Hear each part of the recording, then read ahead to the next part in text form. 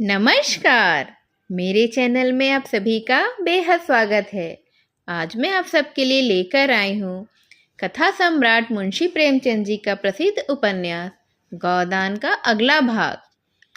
पिछले सभी भागों में आपने सुना कि किस तरह से होरी, झुनिया, गोबर और धनिया की जिंदगी में कई प्रकार की घटनाएं घटती हुई ये जिंदगी आगे बढ़ती जाती है।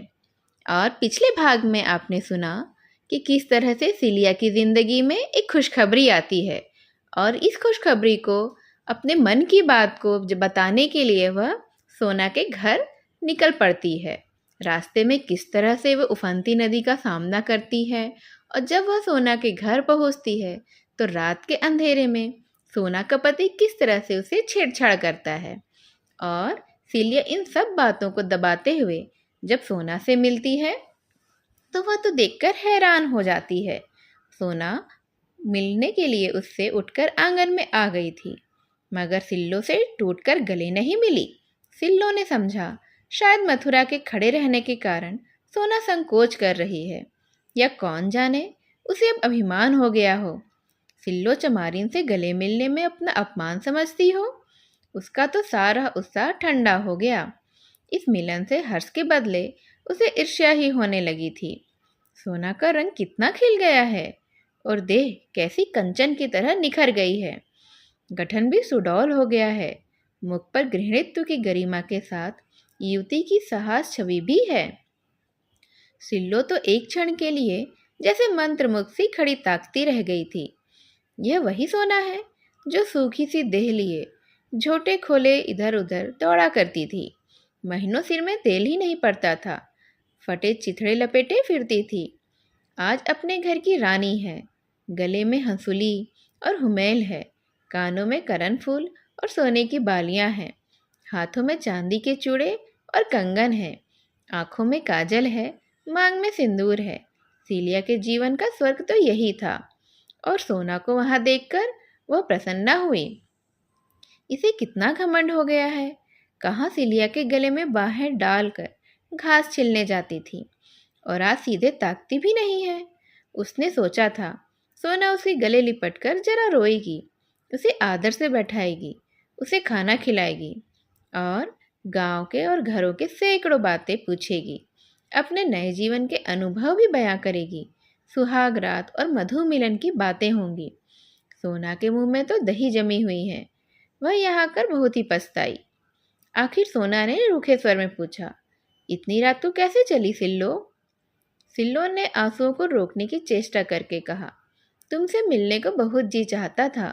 इतने दिन जो हो गए थे, भेंट करने ही चली आई। सोना का स्वर और कठोर हुआ, लेकिन आदमी किसी के घर जाता है तो दिन को इतनी रात गए? वास्तव में सोना को उसका आना बुरा लग रहा था। वह समय उसकी प्रेम कीड़ा और हास विलास का था। सिल्लो ने उसमें बाधा खोकर जैसे उसके सामने से परोसी हुई थाली खींच ली थी। सिल्लो निसंग सी भूमि की ओर ताकती रही थी। धरती क्यों नहीं फट जाती और वह उसमें समा जाए? इतना अपमान! उसने अपने इतने ही जीवन में बहुत अपमान सहा था और बहुत दुर्दशा देखी भी थी, लेकिन आज वह फांस जिस तरह से उसके अंतःकरण में चुभ गई, वैसी तो कभी भी नहीं चुभी थी। गुड़ घर के अंदर मटकों में बंद रखा हो तो कितना ही मूसलाधार पानी बरसे, कोई हानि नहीं होती, पर जिस वक्त वह धूप में सूखने के लिए बाहर फैलाया गया हो, उस वक्त तो पानी का एक छींटा भी उसका सर्वनाश कर देगा। सिलिया के अंतःकरण की सारी कोमल भावनाएं इस वक्त मुंह खोले बैठी थी कि आकाश से अमृत वर्षा होगी, और वर्षा क्या, अमृत के बदले विष। और सिलिया के रोम रोम में दौड़ गया। सर्पदंश के समान लहरें आईं। घर में उपवास करके सो रहना और बात है, लेकिन पंगत से उठा दिया जाना तो डूब मरने की बात है। सिलिया को यहाँ एक क्षण ठहरना भी असहाय हो गया, जैसे कोई उसका गला दबाए हो। वह कुछ भी पूछ न सकी। सोना के मन में क्या है, वह यह भाप रही थी। वह बॉम्बे में बैठा हुआ सांप कहीं बाहर ना निकल जाए, इसके पहले ही वह यहाँ से भाग जाना चाहती थी। कैसे भागे, क्या बहाना करे, उसके प्राण क्यों नहीं निकल जाते? मथुरा ने भंडारे की कुंजी उठा ली थी कि सिलिया के जलपान के लिए कुछ निकाल लाए। कर्तव्य विमूढ़ सा खड़ा था। इधर सिल्लो की सांस टंगी हुई थी, मानो सिर पर तलवार लटक रही हो। सोना की दृष्टि में सबसे बड़ा पाप किसी पुरुष का पर स्त्री और स्त्री का पर पुरुष को ताकना था। इस अपराध के लिए उसके यहाँ कोई क्षमा नहीं थी। चोरी, हत्या, जाल, कोई अपराध इतना भीषण नहीं था। हंसी दिल लगी को वो बुरा नहीं समझती थी, अगर खुले हुए रूप में हो। लुके छुपे की हंसी दिल लगी को वह बहुत ही है समझती थी। छुटपन से ही वह बहुत रीति रिवाजों की बातें मानती आई थी। होरी को जब कभी हाट से घर आने में देर हो जाती और धनिया को पता लग जाता था कि यह दुलारी सहुआइन की दुकान पर गया था, चाहे तंबाकू लेने ही क्यों न गया हो, तो वह कई कई दिनों तक होरी से बोलती तक न थी, वरना घर का काम करती थी। एक बार इस बात पर वह अपने नैहर भी भाग गई थी। यह भावना सोना में और तीव्र हो गई थी। जब तक उसका विवाह नहीं हुआ था, यह भावना उतनी बलवान नहीं थी, पर विवाह हो जाने के बाद तो उसने व्रत का रूप धारण कर लिया था। ऐसे स्त्री पुरुषों की अगर खाल भी खींच ली जाती तो उसे दया नहीं आती। प्रेम के लिए दाम्पत्य के बाहर उसकी दृष्टि में कोई स्थान नहीं था। स्त्री पुरुष का एक दूसरे के साथ जो कर्तव्य है, इसी को वो प्रेम समझती थी। फिर सिल्लो से उसका बहन का नाता था। सिल्लो को वो प्यार करती थी, उस पर विश्वास करती थी। वही सिल्लो आज उसे विश्वासघात कर रही है। मथुरा और सिल्लो में अवश्य पहले से साठगांठ होगी।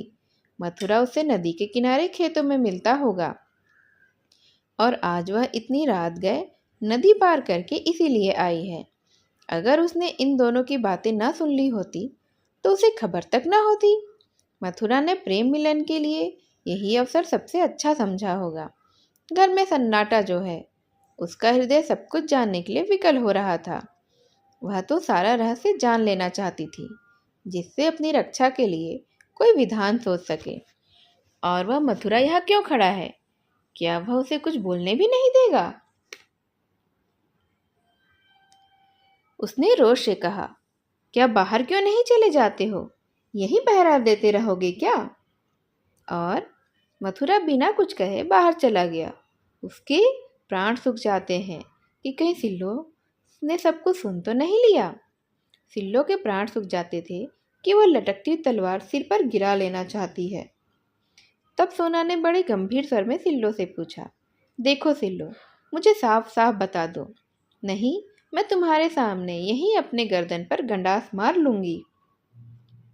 फिर तुम मेरी सौत बनकर राज करना। देखो गंडासा वह सामने पड़ा है, एक म्यान में दो तलवारें तो नहीं रह सकती हैं। उसने लपक कर सामने आंगन में से गंडास उठा लिया और उसे हाथ में लिए हुए बोली, यह मत समझना कि मैं सिर्फ खाली धमकी ही दे रही हूँ।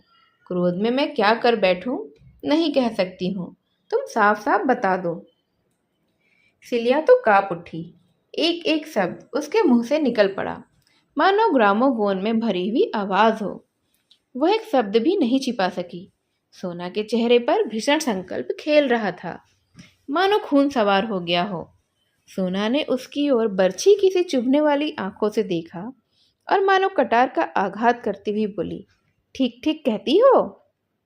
बिल्कुल ठीक, अपने बच्चे की कसम। कुछ छुपाया तो नहीं? अगर मैंने रत्ती भर भी छिपाया हो तो अभी आंखें फूट जाए। तुमने उस पापी को लात क्यों नहीं मारी? उसे दांत क्यों नहीं काट लिया? उसका खून क्यों नहीं पी लिया? चिल्लाई क्यों नहीं? अब सिल्लो क्या जवाब दे? सोना ने उन्मादिनी की भांति अंगारे की सी आंखें निकाल कर कहा, बोलती क्यों नहीं? क्या तूने उसकी नाक दांतों से नहीं काट ली? बोल, गला क्यों नहीं दबाया? अब तो तुम मेरी आंखों में हरजाई हो, नीरी बेसवा। अगर यही करना था तो माता दिन का नाम क्यों कलंकित कर रही हो? क्यों किसी को लेकर बैठ नहीं जाती? अपने घर क्यों नहीं चली गई? यही तो तेरे घर वाले चाहते भी थे। तो उपले और घास लेकर बाजार जाती, वहां से रुपये लाती और तेरा बाप बैठा उसी रुपये की ताड़ी पीता। फिर क्यों उस ब्राह्मण का अपमान कराया? क्यों उसकी आबरू में बट्टा लगवाया? क्यों सतवंती बनी बैठी हुई हो? अब अकेले नहीं रहा जाता तो किसी से सगाई क्यों नहीं कर लेती? क्यों नदी तालाब में डूब नहीं मरती हो? अब मैं तुझसे कह देती हूँ कि अगर इस तरह की बात फिर से हुई और मुझे पता लगा तो तीनों में से एक जिंदा नहीं रहेगा। बस अब मुंह में कालिख लगा कर जाओ। आज से मेरे और तुम्हारे बीच में कोई नाता नहीं रहा।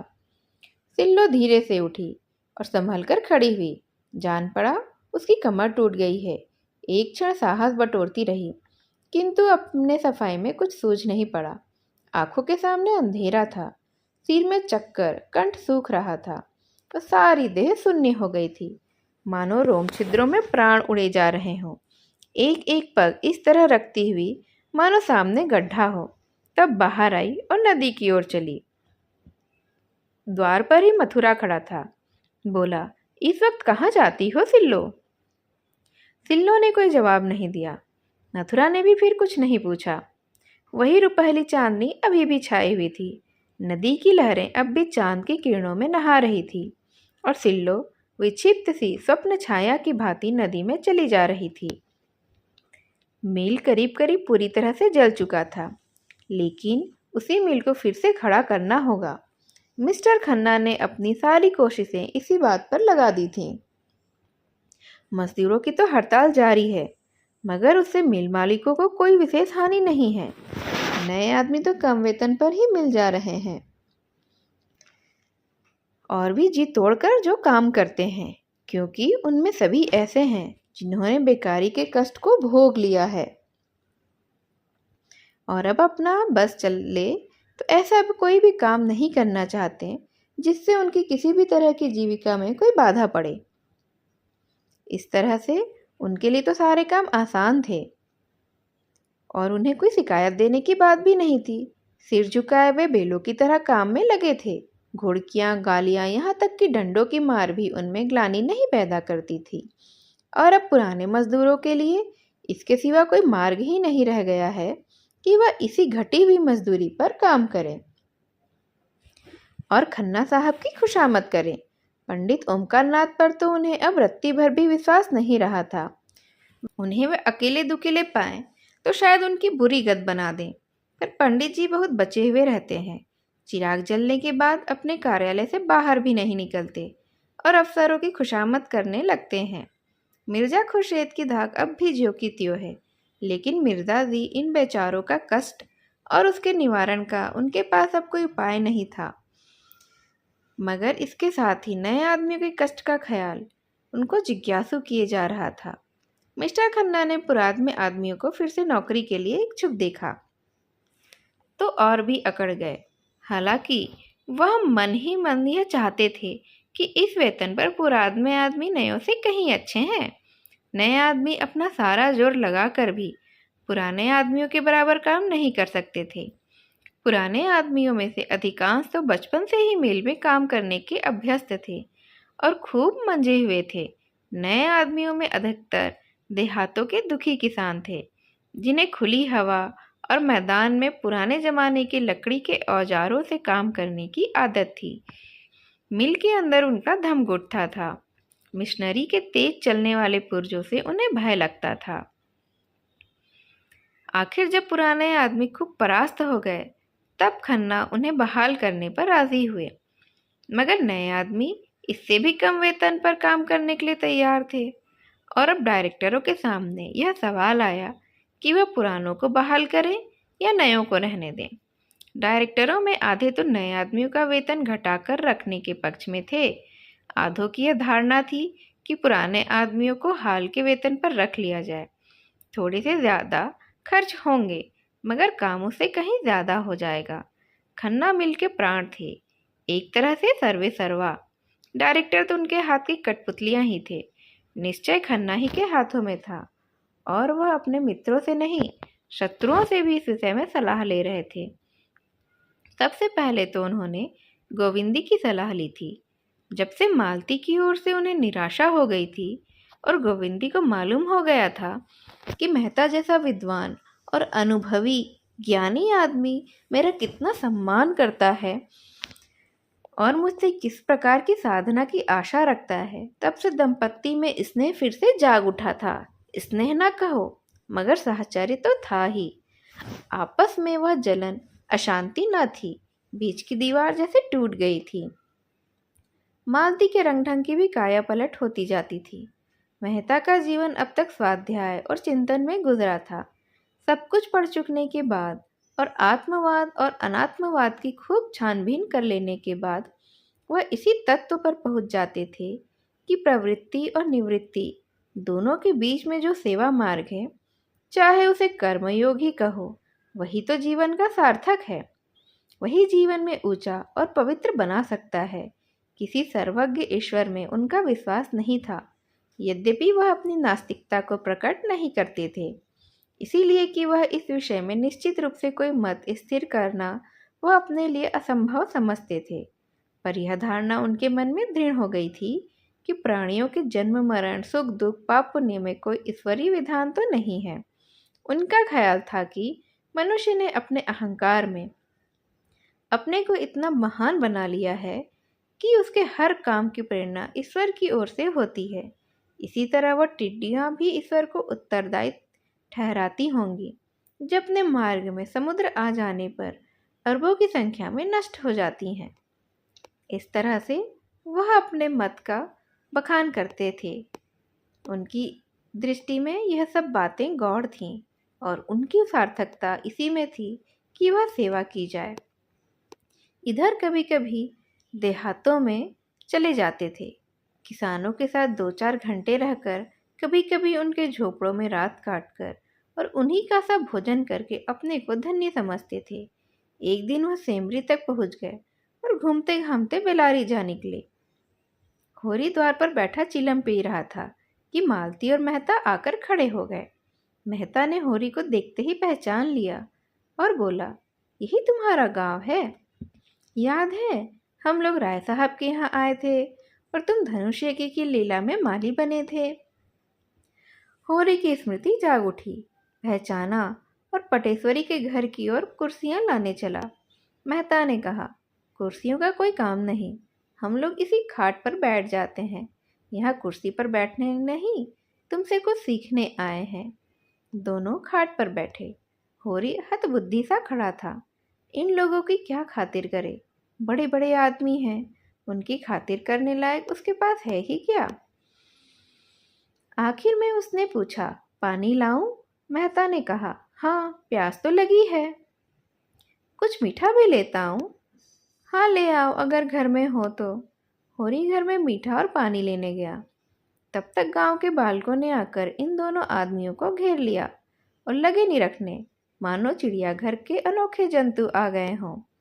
सिल्लो बच्चों को लिए किसी काम से चली जा रही थी।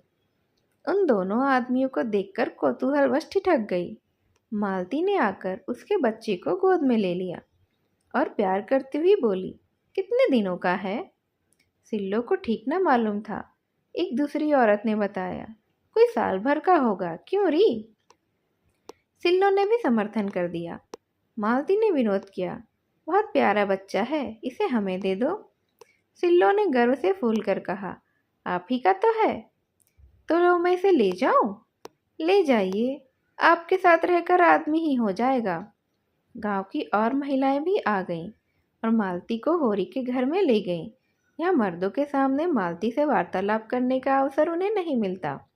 मालती ने देखा, खाट बिछी है और उस पर एक दरी पड़ी हुई है जो पटेश्वरी के घर से मांगकर लाई गई थी। मालती जाकर बैठी। संतान रक्षा और शिशु पालन की बातें होने लगी। औरतें मन लगाकर सुनती रहीं। धनिया ने कहा, यहाँ यह सब सफाई और संयम कैसे होगा सरकार?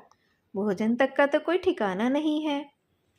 मालती ने समझाया, सफाई में कुछ खर्च थोड़ी ना है, केवल थोड़ी सी मेहनत और होशियारी से काम चल सकता है। दुलारी साहूआइन ने पूछा, यह सारी बातें तुम्हें कैसे मालूम हुई सरकार? आपका तो अभी ब्याह तक नहीं हुआ। मालती ने मुस्कुरा कर पूछा, तुम्हें कैसे मालूम हुआ कि मेरा ब्याह नहीं हुआ है? सभी स्त्रियां मुंह फेर कर मुस्कुराई। पुनिया बोली, भला यह भी छिपा रहता है मिस साहब, मुंह देखते ही पता चल जाता है। मालती ने झेपते हुए कहा, इसीलिए ब्याह नहीं किया कि आप लोगों की सेवा कैसे कर सकती थी। सबने एक स्वर में कहा, धन्य हो सरकार, धन्य हो। सिलिया मालती के पांव दबाने लगी। सरकार कितनी दूर से आई है, थक गई होंगी।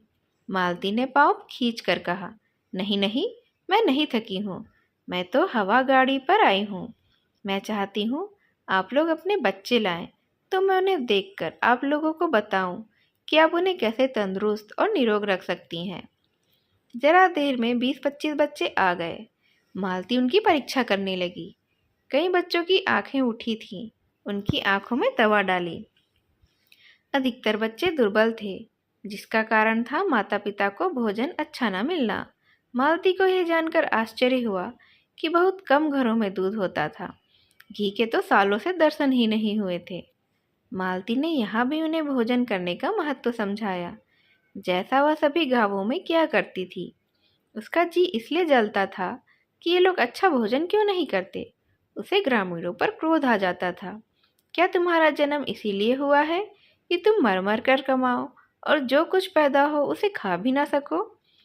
जहाँ 2-4 बैलों के लिए भोजन है, 1-2 गाय भैंसों के लिए चारा नहीं है। क्यों ये लोग भोजन को जीवन की मुख्य वस्तु ना समझकर उसे केवल प्राण रक्षा की वस्तु समझते हैं? क्यों सरकार से नहीं कहते कि नाम मात्र के ब्याज पर रुपये देकर उन्हें सूदखोरों महाजनों के पंजों से बचा ले?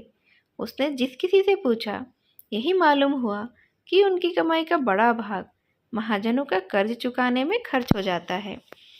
बंटवारे का मरज भी बढ़ता जाता है। आपस में इतना वैमनस्य था कि शायद ही कोई 2 भाई एक साथ रहते हों। उनकी इस दुर्दशा का कारण बहुत कुछ उनकी संकीर्णता और स्वार्थपरता थी। मालती इन्हीं विषयों पर महिलाओं से बातें करती रही। उनकी श्रद्धा देख देख कर उनके मन में सेवा की प्रेरणा और भी प्रबल हो रही थी। इस त्यागमय जीवन के सामने वह विलासी जीवन कितना तुच्छ और बनावटी था। आज उसके वह रेशमी कपड़े जिन पर जरी का काम था और वह गंध से महकता हुआ शरीर और पाउडर से अलंकृत मुखमंडल उसे लज्जित करने लगा। उसकी कलाई पर बंधी सोने की घड़ी जैसे अपने अपलक नेत्रों से उसे घूर रही थी। उसके गले में चमकता हुआ जड़ाऊ नेकलेस मानो उसका गला घोट रहा था। इन त्याग और श्रद्धा की देवियों के सामने वह अपनी दृष्टि में नीची लग रही थी। वह इन ग्रामीणों से बहुत सी बातें करना चाहती थी, समय की गति ज़्यादा पहचानती थी, लेकिन जिन परिस्थितियों में ये गरीबी ने जीवन को सार्थक कर रही हैं, उनमें क्या वह एक दिन भी रह सकती है? जिनमें अहंकार का नाम नहीं, दिन भर काम करती हैं, उपवास करती हैं, रोती हैं, फिर भी इतनी प्रसन्न मुख है। दूसरे उनके लिए इतने अपने हो गए हैं कि अपना अस्तित्व ही नहीं रहा। उनका अपमान अपने लड़कों में, अपने पति में और अपने संबंधियों में है। इस भावना की रक्षा करते हुए इसी भावना का क्षेत्र और बढ़ाकर भावी नारीत्व का आदर्श निर्माण होगा। इसीलिए उन्होंने इनकी बातों को मान लिया था। अपने को मिटाने से काम नहीं चलेगा। नारी को समाज कल्याण के लिए अपने अधिकारों की रक्षा तो करनी ही पड़ेगी।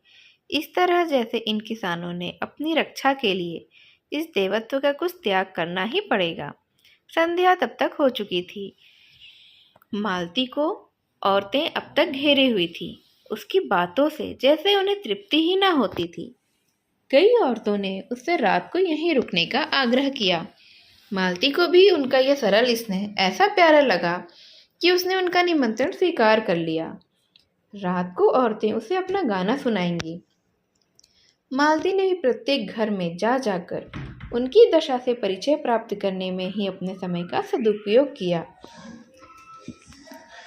उसकी निष्कपट सद्भावना और सहानुभूति उन गवारिनों के लिए देवी के वरदान से कुछ कम न थी। उधर मेहता साहब खाट पर आसन जमाए किसानों की कुश्ती देख रहे थे। पछता रहे थे कि मिर्जा जी को क्यों न साथ लेकर आए हैं। उनका भी एक जोड़ हो जाता। उन्हें तो आश्चर्य हो रहा था। ऐसे प्रौढ़ और निरीह बालकों के साथ शिक्षित कहलाने वाले लोग कैसे निर्दयी हो जाते हैं। अज्ञान की भांति ज्ञान भी सरल, निष्कपट और सुनहले स्वप्न देखने वाला होता है। मानवता में उसका इतना दृढ़ विश्वास इतना सजीव होता है कि वह इसके विरुद्ध व्यवहार को अमानुषिक समझने लगता है। वह यह भूल जाता है कि भेड़ियों ने भेड़ों की तरह निराहता का जवाब सदैव पंजे और दांतों से दिया है। वह अपना एक आदर्श संसार बनाकर उसको आदर्श मानवता से आबाद करता है और उसी में मग्न रहता है। संध्या हो गई थी। जो लोग अब तक खेतों में काम कर रहे थे वे दौड़े चले आ रहे थे। उसी समय मेहता ने मालती को गांव की कई औरतों के साथ इस तरह से तल्लीन होकर एक बच्ची को गोद में लिए देखा मानो वह भी उन्हीं में से एक है। मेहता का हृदय आनंद से गदगद हो उठा। मालती ने एक प्रकार से अपने को मेहता पर अर्पण कर दिया था। इस विषय में मेहता को अब कोई संदेह नहीं था, मगर अभी तक उनके हृदय में मालती के प्रति वह उत्कट भावना जागृत नहीं हुई थी, जिसके बिना विवाह का प्रस्ताव करना उनके लिए हास्यजनक था। मालती बिना बुलाए मेहमानों की भांति उनके द्वार पर आ खड़ी हो गई थी और मेहता ने उनका स्वागत किया था। इसमें प्रेम का भाव नहीं था, केवल पुरुषत्व का भाग था। अगर मालती उन्हें इस योग्य समझती है कि उन पर अपनी कृपा दृष्टि फेरे, तो मेहता उसकी इस कृपा को अस्वीकार नहीं कर सकते थे।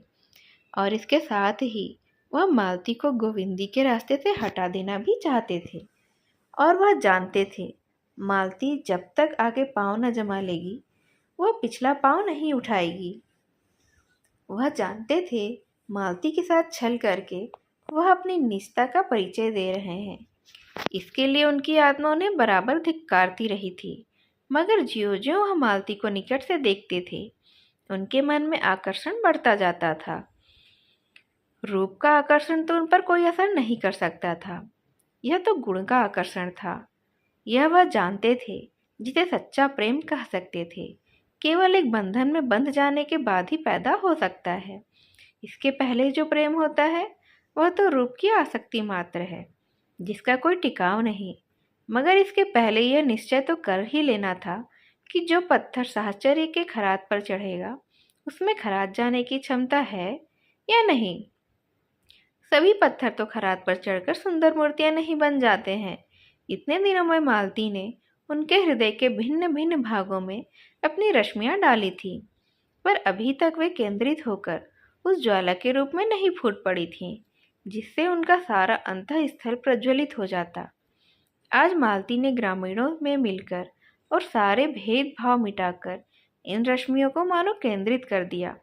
और आज पहली बार मेहता को मालती से एकात्मता का अनुभव हुआ। जो ही मालती गांव का चक्कर लगाकर लौटी, उन्होंने उसे साथ लेकर नदी की ओर प्रस्थान किया। रात ही काटने का निश्चय हो गया। मालती का कलेजा आज न जाने क्यों धक धक करने लगा। मेहता के मुख पर आज उसे एक विचित्र ज्योति और इच्छा झलकती हुई नजर आई। नदी के किनारे चांदी का फर्श बिछा हुआ था और नदी रत्न जटित आभूषण पहने मीठे स्वर में गाती चांद और तारों को सिर झुकाए नींद में माते वृक्षों को अपना नृत्य दिखा रही थी। मेहता प्रकृति की उस मादक शोभा से मस्त हो गए थे, जैसे उनका बालपन अपनी सारी क्रीड़ाओं के साथ लौट आया हो। बालू पर कई कुलाटे मारी, फिर दौड़े हुए नदी में जाकर घुटनों तक पानी में खड़े हो गए। मालती ने कहा, पानी में ना खड़े हो, कहीं ठंड ना लग जाए। मेहता ने पानी उछाल कर कहा, मेरा तो जी चाहता है नदी के उस पार तैर कर चला जाऊं। नहीं नहीं, पानी से निकल जाइए, मैं न जाने दूंगी। तुम मेरे साथ न चलोगी उस सूनी बस्ती में जहाँ सपनों का राज्य है? मुझे तो तैरना ही नहीं आता। अच्छा, आओ एक नाव बनाए और उस पर बैठकर चलें। वह बाहर निकल आए। आसपास बड़ी दूर तक झाऊ का जंगल खड़ा था। मेहता ने जेब से चाकू निकाला और बहुत सी टहनियाँ काट कर जमा कर ली। कगार पर सरपत के जूटे खड़े थे। ऊपर चढ़कर सरपत का एक गट्ठा काट लाए और वहीं बालू के फर्श पर बैठकर सरपत की रस्सी बटने लगे। ऐसे प्रसन्न थे वे मानो स्वर्गारोहण की तैयारी कर रहे हों। कई बार उंगलियां चीर गई, खून भी निकला। मालती बिगड़ रही थी, बार बार गांव लौट चलने के लिए आग्रह कर रही थी, पर उन्हें कोई परवाह ही नहीं थी। वही बालकों सा उल्लास था और वही अल्हड़पन, वही हट। दर्शन और विज्ञान सभी इस प्रवाह में बह गए थे। रस्सी तैयार हो गई। झाऊ का बड़ा सा तख्त बन गया। टहनियाँ दोनों सिरे रस्सी से जोड़ दी गईं उसके छिद्रों में झाव की टहनियाँ भर दी गई, जिससे पानी ऊपर न आए। नौका तो तैयार हो गई। रात और भी स्वप्निल हो गई थी। मेहता ने नौका को पानी में डालकर मालती का हाथ जकड़कर कहा, आओ बैठो। मालती ने सशंक होकर कहा, 2 आदमियों का बोझ क्या संभाल लेगी? मेहता ने दार्शनिक मुस्कान के साथ कहा, जिस तरी पर बैठे हम लोग जीवन यात्रा कर रहे हैं वह तो इससे कहीं निस्सार है। मालती, क्या डर रही हो? डर किस बात का जब तुम साथ हो? सच कहती हो? अब तक मैंने बगैर किसी सहायता के और बाधाओं को जीता है। अब तो तुम्हारे संग हूँ। दोनों उस झाव के तख्ते पर बैठे और मेहता ने झाव के एक डंडे से ही उसे खेना शुरू किया। तख्ता डगमगाता हुआ पानी में चला।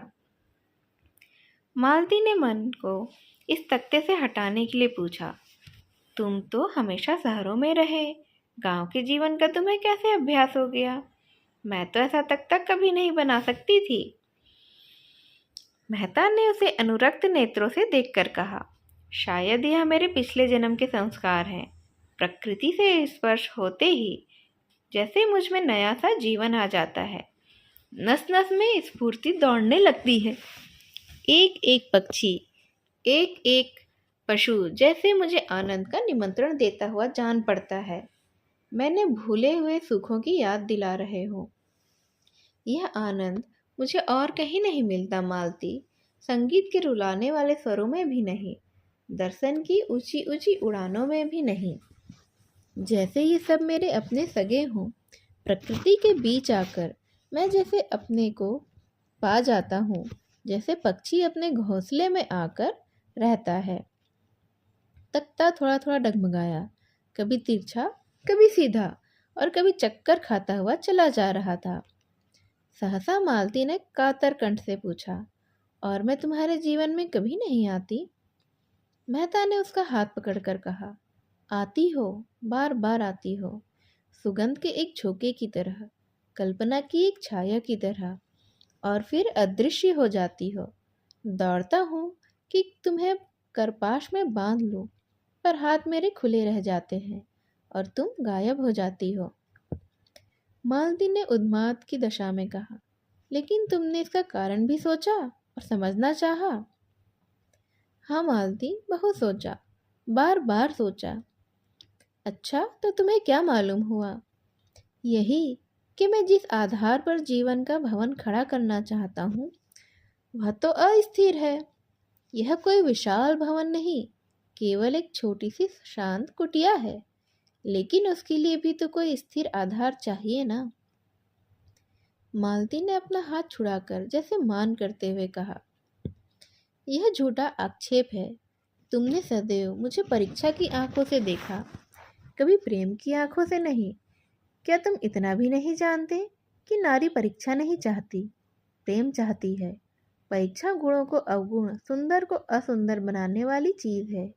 प्रेम अवगुणों को गुण में बना देता है और असुंदर को बेहद सुंदर। मैंने तुमसे प्रेम किया, मैं कल्पना ही नहीं कर सकती कि तुम में कोई बुराई भी है, मगर तुमने मेरी परीक्षा की और तुम मुझे अस्थिर, चंचल और जाने क्या क्या समझकर मुझसे हमेशा दूर भागते रहे। नहीं, मैं जो कुछ कहना चाहती हूँ वह मुझे कह लेने दो। मैं क्यों अस्थिर और चंचल हूँ? इसलिए कि मुझे वह प्रेम नहीं मिला जो मुझे स्थिर और अचंचल बनाता। अगर तुमने मेरे सामने उसी तरह आत्मसमर्पण किया होता जैसे मैंने तुम्हारे सामने किया है, तो तुम आज मुझ पर यह आक्षेप न रखते। मेहता ने मालती के मान का आनंद उठाते हुए कहा, तुमने मेरी परीक्षा कभी नहीं की? सच कहती हो? हाँ, कभी नहीं की। तो तुमने गलती की है। मैं इसकी परवाह नहीं करती। भावुकता में न आओ मालती। प्रेम देने के पहले हम सब परीक्षा करते हैं, और तुमने की, चाहे अप्रत्यक्ष रूप से ही की हो। मैं आज तुमसे स्पष्ट कहता हूँ कि पहले मैंने तुम्हें उसी तरह देखा जैसे रोज ही हजारों देवियों को देखा करता हूँ, केवल विनोद के भाव से। अगर मैं गलती नहीं करता तो तुमने भी मुझे मनोरंजन के लिए एक नया खिलौना ही समझा। मालती ने टोका, गलत कहते हो। मैंने कभी तुम्हें इस नज़र से नहीं देखा। मैंने पहले ही दिन तुम्हें अपना देव बनाकर अपने हृदय। मेहता ने बीच में बात काट दी और बोले, फिर वही भावुकता। मुझे ऐसे महत्व के विषय में भावुकता पसंद नहीं। अगर तुमने पहले ही दिन से मुझे इस कृपा के योग्य समझा तो इसका यही कारण हो सकता है कि मैं रूप भरने में तुमसे ज़्यादा कुशल हूँ। वरना जहाँ तक मैंने नारियों का स्वभाव देखा है, वह प्रेम के विषय में काफ़ी छानबीन करती हैं। पहले भी तो स्वयंवर से पुरुषों की परीक्षा ही होती थी। वह मनोवृत्ति अब भी मौजूद है, चाहे उसका रूप कुछ बदल गया हो। मैंने तब से बराबर यही कोशिशें की है कि अपने को संपूर्ण रूप में तुम्हारे सामने रख दूं और उनके साथ ही तुम्हारी आत्मा तक भी पहुंच जाऊं। और मैं ज्यों ज्यों तुम्हारे अंतःस्थल की गहराई में उतरा हूँ, मुझे रत्न ही मिले हैं। मैं विनोद के लिए आया और आज उपासक बना हुआ हूँ। तुमने मेरे भीतर क्या पाया यह तो मुझे मालूम नहीं। नदी का दूसरा किनारा आ चुका था। दोनों उतरकर उसी बालू के फर्श पर जा बैठे और मेहता फिर उसी प्रवाह में बोले, और आज मैं यहाँ वही पूछने के लिए तुम्हें लाया हूँ। मालती ने कांपते हुए स्वर में कहा, क्या अभी तुम्हें मुझसे यह पूछने की जरूरत है? हाँ, इसलिए कि मैं आज तुम्हें अपना वह रूप दिखाऊंगा जो शायद अभी तक तुमने नहीं देखा और जिसे मैंने छिपा कर रखा है। अच्छा मान लो मैं तुमसे विवाह करके कल तुमसे बेवफाई करूं तो तुम मुझे क्या सजा दोगी? मालती ने उनकी ओर चकित होकर देखा। इसका आशय उसकी समझ में नहीं आया। ऐसा प्रश्न क्यों करते हो? मेरे लिए तो यह बड़े महत्व की बात है। मैं इसकी कोई संभावना नहीं समझती। अरे संसार में कुछ भी असंभव नहीं है। बड़े से बड़े महात्मा भी एक क्षण में पतित हो सकता है। मैं उसका कारण खोजूंगी और उसे दूर करूंगी। मान लो मेरी आदत न छूटी, फिर मैं नहीं कह सकती क्या करूंगी। शायद विष खाकर सो रहूं। लेकिन यदि तुम मुझसे यही प्रश्न करो तो मैं उसका दूसरा जवाब दूंगा। मालती ने सशंक होकर पूछा, अच्छा बतलाओ। मेहता ने दृढ़ता के साथ कहा, मैं पहले तुम्हारा प्राणायाम कर दूंगा और फिर अपना। मालती ने जोर से कहा मारा और सिर से पांव तक सिहर उठी। उसकी हंसी केवल उसकी सिहरन को छिपाने का आवरण थी। मेहता ने पूछा, तुम हंसी क्यों? इसलिए कि तुम तो ऐसे हिंसावादी नहीं जान पड़ते। नहीं मालती, इस विषय में मैं पूरा पशु हूँ और उस पर लज्जित होने का कोई कारण भी नहीं देखता। आध्यात्मिक प्रेम और त्यागमय प्रेम, निस्वार्थ प्रेम जिसमें आदमी अपने को मिटाकर केवल प्रेमिका के लिए जीता है, उसके आनंद से आनंदित होता है और उसके चरणों पर अपना आत्मसमर्पण कर देता है, यह मेरे लिए निरर्थक शब्द हैं। मैंने पुस्तकों में ऐसी प्रेम कथाएं पढ़ी हैं जहाँ प्रेमी ने प्रेमिका के लिए, नए प्रेमिकों के लिए अपनी जान दे दी, मगर उस भावना को मैं श्रद्धा कह सकता हूँ, सेवा कह सकता हूँ, प्रेम कभी नहीं। प्रेम सीधी सादी गौ नहीं, खुखार शेर है जो अपने शिकार पर किसी की आंख भी नहीं पड़ने देता।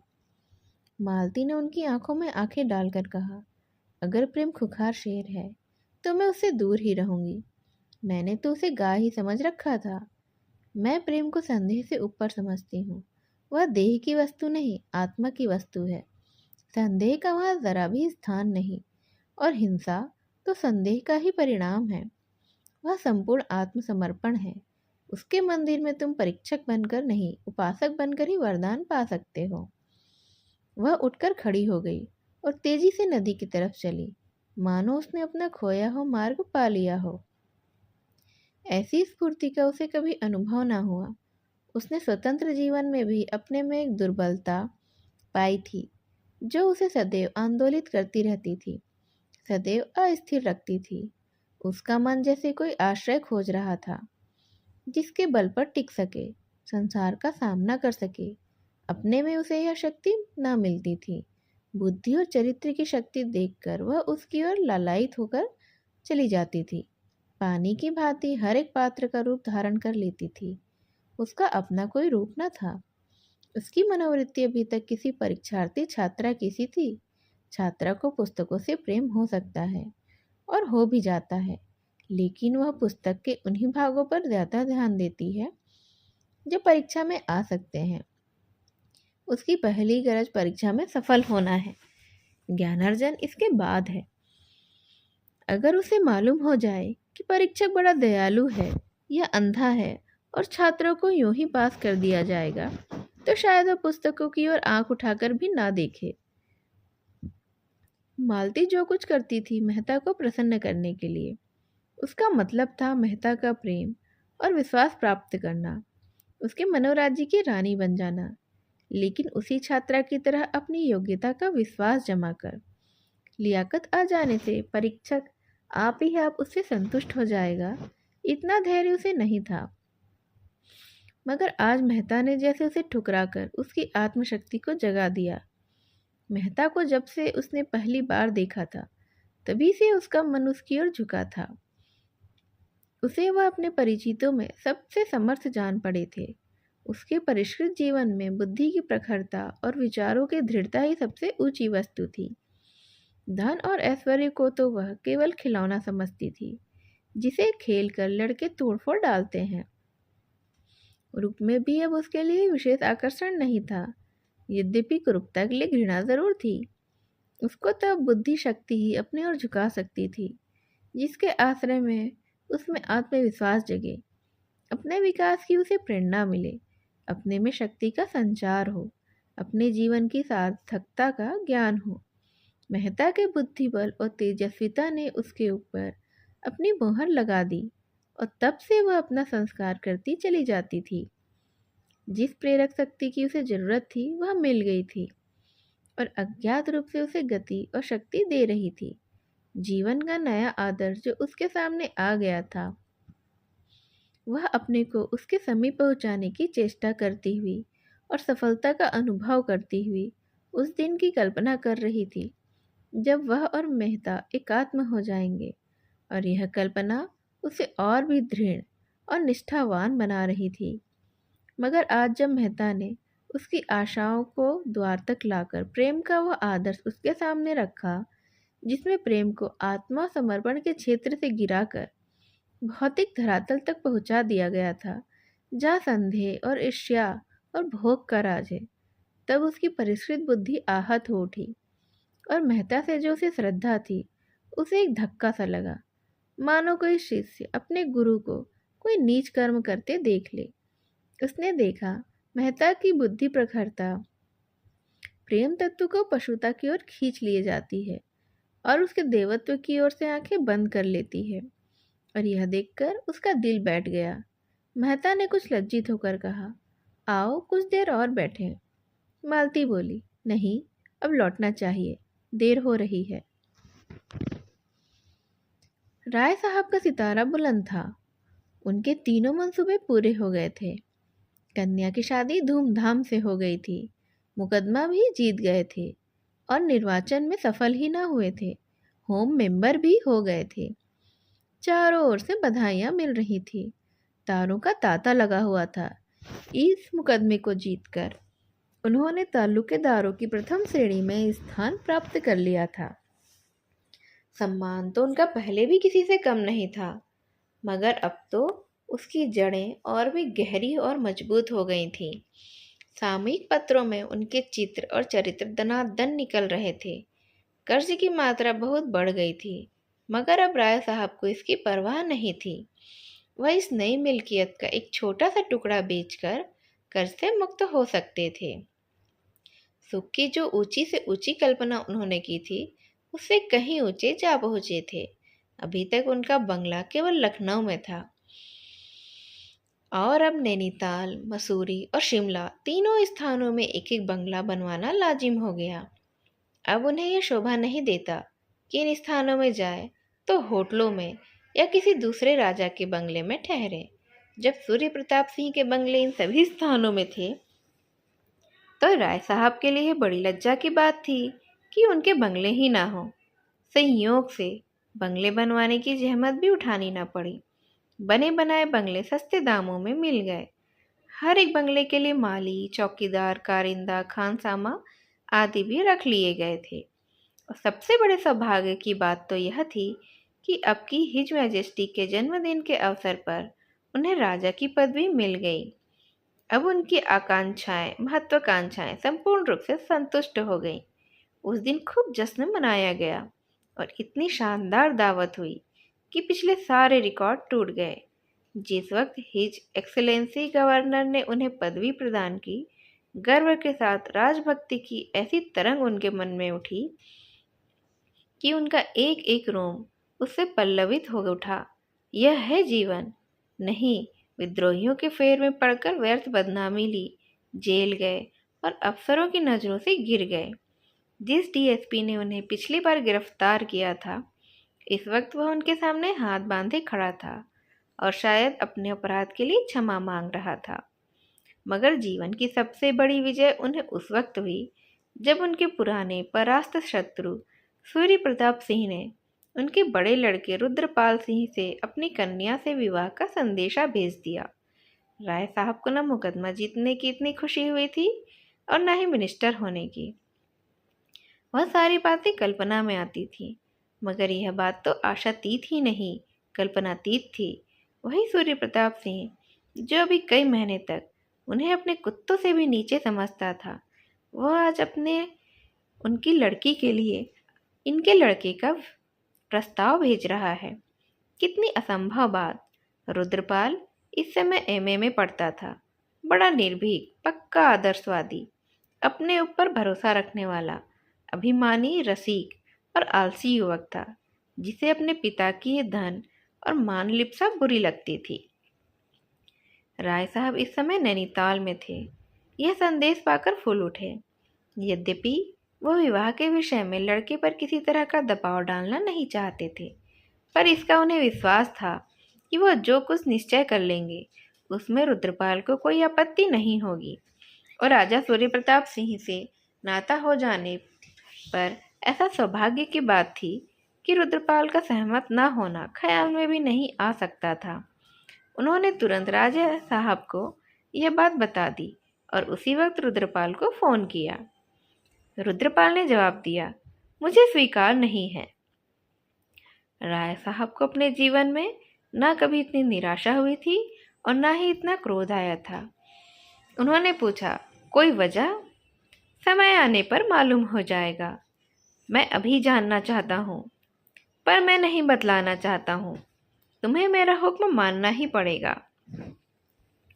जिस बात को मेरी आत्मा स्वीकार नहीं करती, उसे मैं आपके हुक्म से नहीं मान सकता हूँ। राय साहब ने बड़ी नम्रता से समझाया, बेटा, तुम आदर्शवाद के पीछे अपने पैरों पर कुल्हाड़ी मार रहे हो। यह संबंध समाज में तुम्हारा स्थान कितना ऊंचा कर देगा, कुछ तुमने सोचा है? इसे ईश्वर की प्रेरणा समझो। उस कुल की कोई दरिद्र कन्या भी मुझे मिलती तो मैं अपने भाग्य को सराहता। यह तो राजा सूर्य प्रताप की कन्या है, जो हमारे सिरमौर है। मैं उसे रोज देखता हूँ, तुमने भी देखा ही होगा। रूप, गुण, शील, स्वभाव में ऐसी युवती मैंने आज तक नहीं देखी। मैं तो 4 दिन का और मेहमान हूँ। तुम्हारे सामने तो पूरा जीवन पड़ा है। मैं तुम्हारे ऊपर दबाव नहीं डालना चाहता।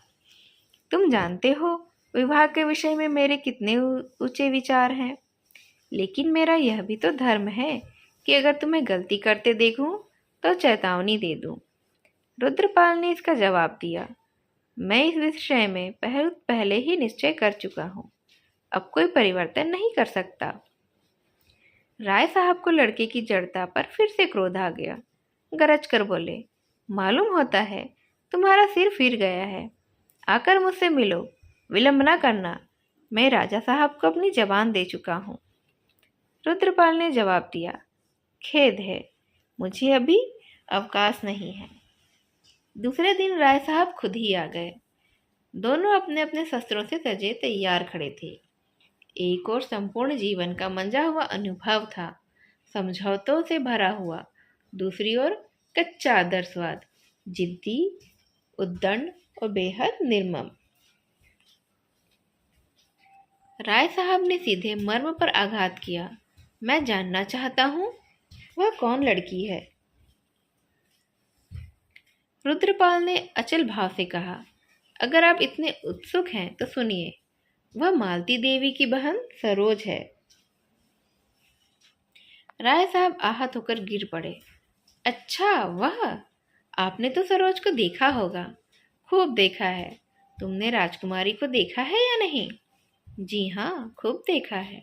फिर भी मैं रूप को कोई चीज ही नहीं समझता। तुम्हारी अक्ल पर मुझे अफसोस आता है। मालती को जानते हो कैसी औरत है? उसकी बहन क्या कुछ और होगी? रुद्रपाल ने त्योरी चढ़ाकर कहा, मैं इस विषय में आपसे कुछ और नहीं कहना चाहता, मगर मेरी शादी होगी तो सरोज से। मेरे जीते जी तो ऐसा कभी नहीं हो सकता। तो आपके बाद होगी। अच्छा, तुम्हारे ऐसे इरादे हैं? और राय साहब की आंखें सजल हो गई, जैसे सारा जीवन उजड़ गया हो। मिनिस्ट्री और इलाका और पदवी जैसे बासी फूलों की तरह नीरस निरानंद हो गए हों। जीवन की सारी साधना व्यर्थ हो गई। उनकी स्त्री का जब देहांत हुआ था तो उनकी उम्र 36 साल से ज़्यादा नहीं थी। वह विवाह कर सकते थे और भोग विलास का आनंद भी उठा सकते थे। सभी उनसे विवाह करने के लिए आग्रह कर रहे थे, मगर उन्होंने इन्हीं बालकों का मुंह देखा और विधुर जीवन की साधना को स्वीकार कर लिया। इन्हीं लड़कों पर अपने जीवन का सारा भोग विलास न्यौछावर कर दिया। आज तक अपने हृदय का सारा स्नेह इन्हीं लड़कों को तो देते चले आए हैं, और आज यह लड़का इतनी निष्ठुरता से बातें कर रहा है मानो उनसे कोई नाता ही नहीं है। फिर वह क्यों जायदाद और सम्मान अधिकार के लिए अपनी जान दें? इन्हीं लड़कों के ही लिए तो सब कुछ कर रहे थे। जब लड़कों को उनका ज़रा भी लिहाज नहीं तो वह क्यों तपस्या करें? उन्हें कौन संसार में बहुत दिन रहना है? उन्हें भी आराम से पड़े रहना आता है। उनके और हजारों भाई मूछों पर ताव देकर जीवन का भोग करते हैं और मस्त घूमते हैं। फिर वह भी क्यों न भोग विलास में पड़े रहें? उन्हें इस वक्त याद न रहा कि वह जो तपस्या कर रहे हैं वह लड़कों के लिए नहीं, बल्कि अपने लिए। केवल अपने यश के लिए नहीं, बल्कि इसलिए कि वह कर्मशील हैं और उन्हें जीवित रहने के लिए इसकी ज़रूरत है। वह विलासी और अकर्मण्य बनकर अपनी आत्मा को संतुष्ट नहीं रख सकते हैं। उन्हें मालूम नहीं कि कुछ लोगों की प्रकृति ऐसी ही होती है कि वे विलास का अपाहिजपन स्वीकार ही नहीं कर सकते। वे अपने जिगर का खून पीने ही के लिए बने हैं और मरते दम तक पिएंगे। मगर इस चोट की प्रतिक्रिया भी तुरंत हुई। हम जिनके लिए त्याग करते हैं उनसे किसी बदले की आशा न कर भी उन पर शासन करना चाहते हैं, चाहे वह शासन उन्हीं के हित के लिए हो। यद्यपि उस हित को हम इतना अपना लेते हैं कि वह उनका न होकर हमारा हो जाता है। त्याग की मात्रा जितनी ज़्यादा होती है वह शासन की भावना भी उतनी ही ज़्यादा प्रबल होती है। जब सहसा हमें विद्रोह का सामना करना पड़ता है तो हम क्षुब्ध हो उठते हैं और वह त्याग जैसे प्रतिहिंसा का रूप ले लेता है। राय साहब को यह जिद पड़ गई कि रुद्रपाल का विवाह सरोज के साथ न होने पाए, चाहे इसके लिए उन्हें पुलिस की ही मदद क्यों न लेनी पड़े, नीति की हत्या ही क्यों न करनी पड़े। उन्होंने जैसे तलवार खींचकर कहा, हाँ, मेरे बाद ही होगी और अभी उसे बहुत दिन है। रुद्रपाल ने जैसे गोली चला दी, ईश्वर करे आप अमर हो, सरोज से मेरा विवाह हो चुका। झूठ, बिल्कुल नहीं, प्रमाण पत्र मौजूद है। राय साहब आहत होकर गिर पड़े। इतनी सतृष्ण हिंसा की आंखों से उन्होंने कभी किसी शत्रु को भी नहीं देखा था। शत्रु अधिक से अधिक उनके स्वार्थ पर आघात कर सकता था, या देह पर या सम्मान पर यह आघात तो उस मर्म स्थल पर था जहाँ जीवन की संपूर्ण प्रेरणा संचित थी। एक आंधी थी जिससे उनका जीवन जड़ से उखड़ गया था। अब वह सर्वथा अपंग है। पुलिस की सारी शक्ति हाथ में रहते हुए भी अपंग है।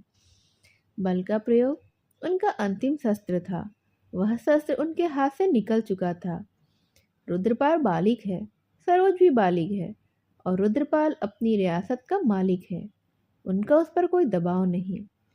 ओह, अगर जानते यह लौंडा यूं विद्रोह करेगा तो इस रियासत के लिए लड़ते ही क्यों। इस मुकदमेबाजी के पीछे 2-2.5 लाख बिगड़ गए। और जीवन ही नष्ट हो गया। अब तो उनकी लाज इस तरह से बचेगी कि इस लौंडे की खुशामद करते रहें। उन्हें ज़रा बाधा दी और इज्जत धूल में मिली। वह अपने जीवन का बलिदान करके भी अब स्वामी नहीं है। ओह, सारा जीवन नष्ट हो गया, सारा का सारा। रुद्रपाल चला गया था। राय साहब ने कार मंगवाई और मेहता से मिलने चले। मेहता अगर चाहें तो मालती को समझा सकते हैं। सरोज भी उनकी अवहेलना नहीं करेगी। अगर 10-20 हजार रुपये बल खाने से भी विवाह रुक जाए तो वह देने के लिए तैयार है। उन्हें इस स्वार्थ के नशे में यह बिल्कुल ख्याल नहीं रहा कि वह मेहता के पास ऐसा प्रस्ताव लेकर जा रहे हैं जिस पर मेहता की हमदर्दी कभी उनके साथ नहीं होगी। मेहता ने सारा वृत्तांत सुनकर उन्हें बताना शुरू किया। गंभीर मुंह बनाकर बोले, यह तो आपकी प्रतिष्ठा का सवाल है। राय साहब भाप न सके, उछलकर बोले, जी हाँ, केवल प्रतिष्ठा का। राजा सूर्य प्रताप सिंह को तो आप जानते हैं, मैं उनकी लड़की को भी देखा है। सरोज उसके पांव की धूल भी नहीं है, मगर इस लौंडे की अक्ल पर पत्थर पड़ गए हैं। तो मारिए गोली, आपको क्या करना है, वही पछताएगा। ओह, यही तो नहीं देखा जाता मेहता जी। मिलती हुई प्रतिष्ठा नहीं छोड़ी जाती। मैं इस प्रतिष्ठा पर अपनी आधी रियासत कुर्बान करने के लिए तैयार हूँ। आप मालती देवी को समझा दें तो काम बन जाए। इधर से इनकार हो जाए तो रुद्रपाल सिर पीट कर रह जाएगा और यह नशा 10-5 दिनों में अपने आप उतर जाएगा। प्रेम विरेम तो कुछ नहीं, केवल एक सनक है। लेकिन मालती बिना कुछ रिश्वत लिए मानेगी नहीं। आप जो कुछ कहिए मैं उसे दूंगा। वह चाहे तो मैं उसे यहीं के डफरीन हॉस्पिटल का इंचार्ज बना दूं। मान लीजिए वह आपको चाहे तो आप राजी होंगे। जब से आपको मिनिस्ट्री मिली है, आपके विषय में उसकी राय जरूर बदल गई होगी। राय साहब ने मेहता की तरफ देखा। उस पर मुस्कुराहट की रेखा नजर आई। समझ गए। व्यथित स्वर में बोले, आपको भी मुझसे मजाक करने का यही अवसर मिला? मैं आपके पास इसलिए आया था कि मुझे यकीन था कि आप मेरी हालत पर विचार करेंगे, मुझे उचित राय देंगे और आप मुझे बनाने लगे। जिसके दांत नहीं दुखे वह दांतों का दर्द क्या जानेगा। मेहता ने गंभीर स्वर में कहा, क्षमा कीजिएगा, आप ऐसा प्रश्न ही लेकर आए हैं कि उस पर गंभीर विचार करना मैं हास्यास्पद समझता हूँ। आप अपनी शादी के जिम्मेदार हो सकते हैं। लड़के की शादी का दायित्व आप क्यों अपने ऊपर लेते हैं, खासकर जब आपका लड़का बालिग है और अपना नफा नुकसान खुद समझता है। कम से कम मैं तो शादी जैसे महत्व के मामले में प्रतिष्ठा का कोई स्थान ही नहीं समझता। प्रतिष्ठा धन से होती तो राजा साहब उस नंगे बाबा के सामने घंटों गुलामों की तरह हाथ बांधकर खड़े न रहते। मालूम नहीं कहाँ तक सही है, पर राजा साहब अपने इलाके के दरोगा तक को सलाम करते हैं। इसे आप प्रतिष्ठा कहते हैं? लखनऊ में आप किसी दुकानदार, किसी अहलकार, किसी राहगीर से पूछिए, उनका नाम सुनकर गालियां ही देगा। इसी को आप प्रतिष्ठा कहते हैं? जाकर आराम से बैठिए। सरोज से अच्छी वधू आपको बड़ी मुश्किल से ही मिलेगी। राय साहब ने आपत्ति की भाव से कहा, बहन तो मालती ही की है। मेहता ने गर्म होकर कहा, मालती की बहन होना क्या अपमान की बात है? मालती को आपने जाना नहीं और ना जानने की परवाह की। मैंने भी यही समझा था, लेकिन अब मालूम हुआ कि वह आग में पड़कर चमकने वाली सच्ची धातु है। वह उन वीरों में है जो अवसर पड़ने पर अपने जौहर दिखाते हैं, तलवार घुमाते नहीं चलते। आपको मालूम है खन्ना की आजकल क्या दशा है? राय साहब ने सहानुभूति के भाव से सिर हिलाकर कहा, सुन चुका हूँ और बार बार इच्छा हुई कि उससे मिलूं, लेकिन फुर्सत ही न मिली। उस मिल में आग लगना उसके सर्वनाश का कारण हो गया। जी हाँ, अब वह एक तरह से दोस्तों की दया पर अपना निर्वाह कर रहे हैं। उस पर गोविंदी महीनों से बीमार है। उसने खन्ना पर अपने को बलिदान कर दिया। उस पशु पर जिसने हमेशा उसे जलाया, अब वह मर रही है। अब मालती रात की रात उसके सिरहाने बैठी रह जाती है। वही मालती जो किसी राजा रईस से 500 फीस पाकर भी रात भर ना बैठेगी। खन्ना के छोटे बच्चों को पालने का भार भी मालती पर है। यह मातृत्व उसमें कहाँ सोया था, मालूम नहीं। मुझे तो मालती का यह स्वरूप देखकर अपने भीतर श्रद्धा का अनुभव होने लगा। हालांकि आप जानते हैं, मैं घोर जड़वादी हूँ और भीतर के परिष्कार के साथ उसकी छवि में भी देवत्व की झलक आने लगी है। मानवता इतनी बहुरंगी और इतनी समर्थ है, इसका मुझे प्रत्यक्ष अनुभव हो रहा है। आप उनसे मिलना चाहें तो चलिए, इसी बहाने मैं भी चल लूंगा। राय साहब ने संदिग्ध भाव से कहा, जब आप ही मेरे दर्द को नहीं समझ सके तो मालती देवी क्या समझेगी। मुफ्त में शर्मिंदगी होगी, मगर आपको पास जाने के लिए किसी बहाने की जरूरत क्यों? मैं तो समझता था आपने उनके ऊपर अपना जादू चला दिया है। मेहता ने हसरत भरी मुस्कुराहट के साथ जवाब दिया, वह बातें अब स्वप्न हो गई। अब तो कभी उसके दर्शन भी नहीं होते। उन्हें अब फुर्सत भी नहीं रहती। 2-4 बार गया, मगर मुझे मालूम हुआ मुझसे मिलकर वह कुछ खुश नहीं हुई। तब से जाते हुए झेपता हूँ। हाँ, खूब याद आया, आज महिला व्यायामशाला का जलसा है, आप चलेंगे? राय साहब ने बेदिली के साथ कहा, जी नहीं, मुझे फुर्सत नहीं है। मुझे तो यह चिंता सवार है कि राजा साहब को क्या जवाब दूंगा। मैं तो उन्हें वचन दे चुका हूँ। यह कहते हुए वह उठ खड़े हुए और मंद गति से द्वार की ओर चले। जिस गुत्थी को सुलझाने आए थे वह और भी ज्यादा जटिल हो गई। अंधकार और भी असूझ हो गया। मेहता ने कार तक आकर उन्हें विदा किया। राय साहब सीधे अपने बंगले पर आए और दैनिक पत्र को उठाया कि मिस्टर तनखा का कार्ड मिला। तनखा से उन्हें घृणा थी और उसका मुंह भी नहीं देखना चाहते थे, लेकिन इस वक्त मन की दुर्बल दशा में उन्हें किसी हमदर्द की तलाश थी जो कुछ और नहीं कर सके पर उनके मनोभावों को सहानुभूति तो करे। तुरंत बुला लिया। तनखा पांव दबाते हुए रोनी सूरत लिए कमरे में दाखिल हुआ और जमीन पर झुककर सलाम करते हुए बोला, मैं तो हुजूर के दर्शन करने नैनीताल जा रहा था। सौभाग्य से यहीं दर्शन हो गए।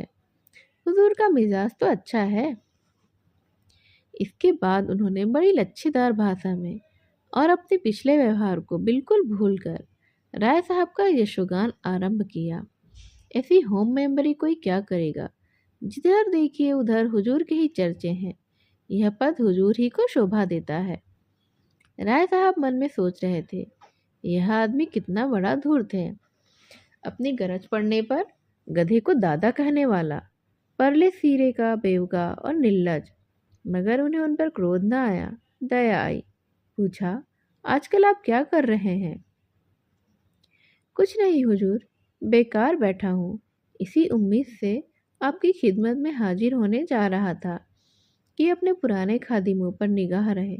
आजकल बड़ी मुसीबत में पड़ा हुआ हूँ हुजूर। राजा सूर्य प्रताप सिंह को तो हुजूर जानते हैं, अपने सामने किसी को कुछ नहीं समझते। एक दिन आपकी निंदा करने लगे तो मुझसे सुना नहीं गया। मैंने कहा, बस कीजिए महाराज, राय साहब मेरे स्वामी हैं और मैं उनकी निंदा नहीं सुन सकता। बस इसी बात पर बिगड़ गए। मैंने भी सलाम किया और घर चला आया। साफ कह दिया, अब कितना ही ठाट बाट दिखाएं, पर राय साहब की जो इज्जत है वह आपको नसीब नहीं हो सकती। इज्जत ठाट से नहीं होती है, लियाकत से होती है। आप में जो लियाकत है वह तो दुनिया ही जानती है। राय साहब ने विनय किया, आपने तो सीधे घर में आग लगा दी। तनखा ने अकड़ कर कहा, मैं तो हुजूर साफ कहता हूँ, किसी को अच्छा लगे या बुरा, जब हुजूर के कदमों को पकड़े हुए हूँ तो किसी से क्यों डरूं। हुजूर के तो नाम से ही चलते हैं। जब देखिए हुजूर की बदगोई। जब से आप मिनिस्टर हुए हैं उनकी छाती पर सांप लौट रहा है। मेरी सारी की सारी मजदूरी सांप डकार गए। देना तो जानते ही नहीं हुजूर। असामियों पर इतना अत्याचार करते हैं कि कुछ भी ना पूछिए। किसी की आबरू सलामत नहीं। दिन दहाड़े औरतों को। तभी कार की आवाज आई और राजा सूर्य प्रताप सिंह उतरे। राय साहब ने कमरे से निकलकर उनका स्वागत किया और सम्मान के बोझ से नत होकर बोले, मैं तो आपकी सेवा में ही आने वाला था। यह पहला अवसर था कि राजा सूर्य प्रताप सिंह ने इस घर को अपने चरणों से पवित्र किया। यह सौभाग्य। मिस्टर तनखा भीगी बिल्ली बने बैठे हुए थे। राजा साहब यहाँ, क्या इधर इन दोनों महोदयों में दोस्ती हो गई है? उन्होंने राय साहब की ईर्ष्याग्नि को उत्तेजित करके अपना हाथ सेकना चाहा था, मगर नहीं। राजा साहब यहाँ मिलने के लिए आ भले ही गए हों, मगर दिलों में जो जलन है वह तो कुम्हार के आवे की तरह ऊपर की लेप थोप से बुझने वाली नहीं है। राजा साहब ने सिगार जलाते हुए तनखा की ओर कठोर आंखों से देखकर कहा, तुमने तो सूरत ही नहीं दिखाई मिस्टर तनखा। मुझसे उस दावत के सारे रुपये वसूल कर लिए और होटल वालों को एक पाई भी नहीं दी। वह मेरा सिर खा रहे हैं। मैं इस विश्वासघात समझता हूँ। मैं चाहूँ तो अभी तुम्हें पुलिस में दे सकता हूँ। यह कहते हुए उन्होंने राय साहब को संबोधित करके कहा, ऐसा बेईमान आदमी मैंने नहीं देखा राय साहब। मैं सत्य कहता हूँ, मैं भी आपके मुकाबले में ना खड़ा होता, मगर इसी शैतान ने मुझे बहकाया और मेरे 1 लाख रुपए बर्बाद कर दिए। बंगला खरीद लिया राय साहब, कार भी रख ली, एक वेश्या से आसनाई भी कर रखी है, पूरे रईस बन गए हैं और अब दगाबाजी भी शुरू की है। रईसों की शान निभाने के लिए रियासत चाहिए। आपकी सियासत अपने दोस्तों की आंखों में धूल झोंकना है। राय साहब ने तनखा की ओर तिरस्कार की आंखों से देखा और बोले, आप चुप क्यों हैं मिस्टर तनखा? कुछ जवाब दो। राय साहब ने तो आपका सारा मेहनताना दबा लिया था। है इसका कोई जवाब आपके पास? अब कृपा करके यहाँ से चले जाइए और खबरदार फिर अपनी सूरत ना दिखाना। दो भले आदमियों में लड़ाई लगाकर अपना उल्लू सीधा करना बेपूंजी का रोजगार है, मगर इसका घाटा और नफा दोनों ही जान जोखिम है, समझ लेना। तनखा ने ऐसा सिर गड़ाया कि फिर ना उठाया। धीरे से चले गए, जैसे कोई चोर कुत्ता मालिक के अंदर आ जाने पर दबक कर निकल जाता है। जब वह चले गए तो राजा साहब ने पूछा, मेरी बुराई करता होगा? जी हाँ, मगर मैंने भी खूब बनाया। शैतान है, अरे पूरा का पूरा। बाप बेटे में लड़ाई करवा दे, मियाँ बीवी में लड़ाई करवा दे, इस फन में तो उस्ताद है। खैर, आज बेचारे को अच्छा सबक मिल गया। इसके बाद रुद्रपाल के विवाह की बातचीत शुरू हुई। राय साहब के प्राण सूखे जा रहे थे, मानो उन पर कोई निशाना बांधा जा रहा है। कहाँ छिप जाएं, कैसे कहें कि रुद्रपाल पर उनका कोई अधिकार ही नहीं रहा। मगर राजा साहब को परिस्थिति का ज्ञान हो चुका था। राय साहब को अपने तरफ से कुछ न कहना पड़ा, जान बच गई। उन्होंने पूछा, आपको इसकी क्यों कर खबर हुई? अभी अभी रुद्रपाल ने लड़की के नाम एक पत्र भेजा है, जो उसने मुझे दे दिया। आजकल के लड़कों में और तो कोई खूबी नजर नहीं आती, बस स्वच्छंदता की सनक सवार है। सनक तो है ही, मगर इसकी दवा मेरे पास है। मैं उस छोकरी को ऐसा गायब कर दूंगा कि कहीं पता भी न लगेगा। 10-5 दिन में यह सनक ठंडी हो जाएगी। समझाने से तो कोई नतीजा ही नहीं है। राय साहब कांप उठे। उनके मन में भी इस तरह की बात आई थी, लेकिन उन्होंने उसे आकार न लेने दिया था। संस्कार दोनों व्यक्तियों के एक से थे। गुफावासी मनुष्य दोनों ही व्यक्तियों में जीवित थे।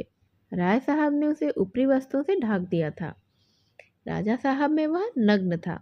अपना बड़प्पन सिद्ध करने के उस अवसर को राय साहब छोड़ न सके।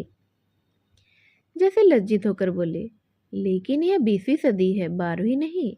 रुद्रपाल के ऊपर इसकी क्या प्रतिक्रिया होगी मैं नहीं कह सकता, लेकिन मानवता की दृष्टि से। राय साहब ने बात काट कर कहा, आप मानवता के लिए फिरते हैं और यह नहीं देखते कि संसार में आज भी मनुष्य की पशुता ही उसकी मानवता पर विजय पा रही है। नहीं राष्ट्रों में लड़ाइयाँ क्यों होती, पंचायतों में झगड़े न तय हो जाते। जब तक मनुष्य रहेगा उसकी पशुता भी रहेगी। छोटी मोटी बहस छिड़ गई और विवाद के रूप में आकर अंत में बितंडा बन गई और राजा साहब नाराज होकर चले गए। दूसरे दिन राय साहब ने भी नैनीताल को प्रस्थान किया और उसके एक दिन बाद रुद्रपाल ने सरोज के साथ इंग्लैंड की राह ले ली। अब उनमें पिता पुत्र का नाता नहीं था, प्रतिद्वंदी हो गए थे। मिस्टर तनखा अब रुद्रपाल के सलाहकार और पैरोकार थे। उन्होंने रुद्रपाल की तरफ से राय साहब पर हिसाब फहमी का दावा किया। राय साहब पर 10 लाख की डिग्री हो गई। उन्हें डिग्री का इतना दुख नहीं हुआ जितना अपने अपमान का। अपमान से भी बढ़कर दुख था जीवन की संचित अभिलाषाओं के धूल में मिल जाने का। और सबसे बड़ा दुख था इस बात का कि अपने बेटे ने ही दगा दे दिया। आज्ञाकारी पुत्र के पिता बनने का गौरव बड़ी निर्दयता के साथ उनके हाथ से छीन लिया गया था। मगर अभी शायद उनके दुख का प्याला भरा नहीं था।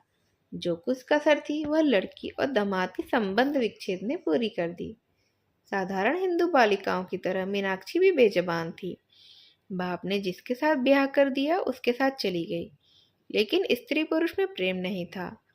दिग्विजय सिंह अय्याश भी थे, शराबी भी थे। मीनाक्षी भीतर ही भीतर कुढ़ती रहती थी। पुस्तकों और पत्रिकाओं में मन बहलाया करती थी। दिग्विजय की अवस्था तो 30 से अधिक न थी। पढ़ा लिखा भी था, मगर था बड़ा मगरूर, अपने कुल प्रतिष्ठा की डींगे मारने वाला, स्वभाव का निर्दयी और कृपण। गांव की नीच जाति की बहू बेटियों पर डोरे डाला करता था। सोहबत भी नीचों की ही थी, जिनकी खुशामदों ने उसे और भी खुशामद पसंद बना दिया था। मीनाक्षी ऐसे व्यक्ति का सम्मान दिल से न कर सकती थी। फिर पत्रों में स्त्रियों के अधिकारों की चर्चा पढ़ पढ़कर उसकी आंखें खुलने लगी थी। वह जानना क्लब में आने जाने लगी थी। वहाँ कितनी ही शिक्षित ऊंचे कुल की महिलाएं आती थी। उनमें वोट और अधिकार और स्वाधीनता, नारी जागृति की खूब चर्चाएं होती थी, जैसे पुरुषों के विरुद्ध कोई षड्यंत्र ही रचा जा रहा हो। अधिकतर वही देवियां थीं जिनकी अपने पुरुषों से नहीं पड़ती थी, जो नई शिक्षा पाने के कारण पुरानी मर्यादाओं को तोड़ डालना चाहती थीं। कई युवतियां भी थीं जो डिग्रियां तो ले चुकी थीं और विवाहित जीवन को आत्मसम्मान के लिए घातक समझकर नौकरियों की तलाश में थी। उन्हीं में एक मिस थी सुल्ताना, जो विलायत से बार एटला होकर आई थी और यहाँ पर पर्दाशीन महिलाओं को कानूनी सलाह देने का व्यवसाय करती थीं। उन्हीं की सलाह से मीनाक्षी ने पति पर गुजारे का दावा किया। वह अब उसके घर में नहीं रहना चाहती थी। गुजारे की मीनाक्षी को जरूरत नहीं थी। मैके में वह बड़े आराम से रह सकती थी, मगर वह दिग्विजय सिंह के मुख में कालिक लगाकर यहाँ से जाना चाहती थी। दिग्विजय सिंह ने उस पर उल्टा बदचलनी का आक्षेप लगा दिया। राय साहब ने इस कलह को शांत करने की भरसक चेष्टा की, पर मीनाक्षी पति की सूरत भी नहीं देखना चाहती थी। यद्यपि दिग्विजय सिंह का दावा खारिज हो गया और मीनाक्षी ने उस पर गुजारे की डिग्री पाई, मगर यह अपमान उसके जिगर में चुभता रहा। वह एक अलग कोठी में रहती थी और समष्टिवादी आंदोलन में प्रमुख भाग लेती थी, पर वह जलन शांत ही न होती थी। एक दिन वह क्रोध में आकर हंटर ले दिग्विजय सिंह के बंगले पर पहुंच गई। सौदे जमा थे और वेश्या का नाच हो रहा था। उसने रणचंडी की भांति पिशाचों की इस चंडाल चौकड़ी में पहुंचकर तहलका मचा दिया। हंटर खा खा कर लोग इधर उधर भागने लगे। उसके तेज के सामने वह नीच सौदे क्या टिकते। जब दिग्विजय सिंह अकेले रह गए तो उसने उन पर सड़ासट हंटर जमाने शुरू किए और इतना मारा कि कुंवर साहब बेदम हो गए। वेश्या अभी तक कोने में दुबकी खड़ी थी। अब तो उसका नंबर आया। मीनाक्षी हंटर तान कर जमाना ही चाहती थी कि वेश्या उनके पैरों पर गिर पड़ी और रोकर बोली, दुल्हन जी, आज आप मेरी जान बख्श दें। मैं फिर कभी यहाँ नहीं आऊंगी। मैं तो निरपराध हूँ। मीनाक्षी ने उसकी ओर घृणा से देखकर कहा, हाँ, तू निरपराध है। जानती है ना मैं कौन हूँ। चली जा, अब कभी यहाँ नहीं आना। हम स्त्रियां भोगविलास की चीजें हैं, इसमें तेरा कोई दोष नहीं। वैश्या ने उसके चरणों पर सिर रखकर आवेश में कहा, परमात्मा आपको सुखी रखे। जैसा आपका नाम सुनती हूँ वैसा ही पाया। सुखी रहने से तेरा क्या आशय है? आप जो समझे महारानी जी। नहीं, तुम बताओ। वैश्या के प्राण नखों में समा गए। कहाँ से कहाँ आशीर्वाद देने चली। जान बच गई थी। चुपके से अपनी राह ले लेनी चाहिए थी। दुआ देने की सनक सवार हुई। अब कैसे अपनी जान बचाए? डरती डरती बोली, हुजूर का एक बाल बढ़े, मतरबा बढ़े, नाम बढ़े। मीनाक्षी मुस्कुराई। हाँ, ठीक है। वह आकर अपनी कार में बैठी। हाकिम जिला के बंगले में पहुंचकर इस कांड की सूचना दी और अपनी कोठी में चली आई। तब से स्त्री पुरुष दोनों एक दूसरे के खून के प्यासे थे। दिग्विजय से रिवॉल्वर लिए उसकी ताक में फिरा करते थे और वह अपनी रक्षा के लिए दो पहलवान ठाकुरों को अपने साथ लिए रहती थी। और राय साहब ने सुख का जो स्वर्ग बनाया था उसे अपनी जिंदगी में ही ध्वंस होते देख रहे थे और अब संसार से निराश होकर उनकी आत्मा अंतर्मुखी होती जाती थी। अब तक अभिलाषाओं से जीवन के लिए प्रेरणा मिलती रहती थी। उधर का रास्ता बंद हो जाने पर उनका मन आप ही आप भक्ति की ओर झुका, जो अभिलाषाओं से कहीं बढ़कर सत्य था। जिस नई जायदाद के आश्रय पर कर्ज लिए थे, वह जायदाद कर्ज की फिरौती किए बिना ही हाथ से निकल गई और वह बोझ सिर पर लदा हुआ था।